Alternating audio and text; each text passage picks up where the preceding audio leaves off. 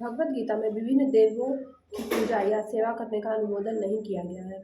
उसमें कहा गया है, कामस्ते अस्ते हृदय ज्ञान प्रपद्यते नया देवता तम तम नियम मास अस्थाय प्रकृतिया नित्या नियता स्वया।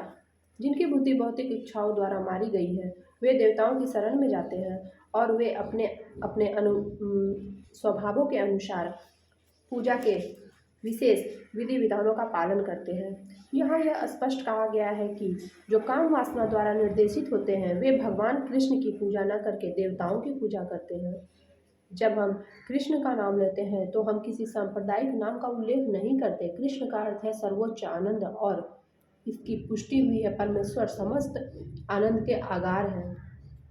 हम सभी आनंद की खोज में लगे रहते हैं। आनंदमयो भयासाप वेदांत सूत्र भगवान की ही भांति जीव चेतना से पूर्ण है और सुख की खोज में रहते हैं। भगवान तो नित्य सुखी है और यदि जीव उनकी संगति करते हैं, उनके साथ सहयोग करते हैं तो वे भी सुखी बन जाते हैं।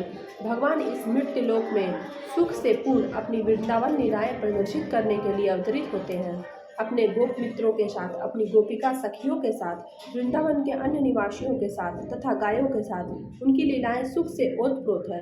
वृंदावन की सारी जनता कृष्ण के अतिरिक्त अन्य किसी को नहीं जानती थी, परंतु भगवान कृष्ण ऐसे थे कि उन्होंने अपने पिता नंद महाराज को भी इंद्रदेव की पूजा करने से निरुत्साहित किया, क्योंकि वे इस तथ्य को प्रतिष्ठित करना चाहते थे कि लोगों को किसी भी देवता की पूजा करने की आवश्यकता नहीं है। उन्हें एकमात्र परमेश्वर की पूजा करनी चाहिए, क्योंकि उनका चरम लक्ष्य भगवत धाम को वापस जाना है।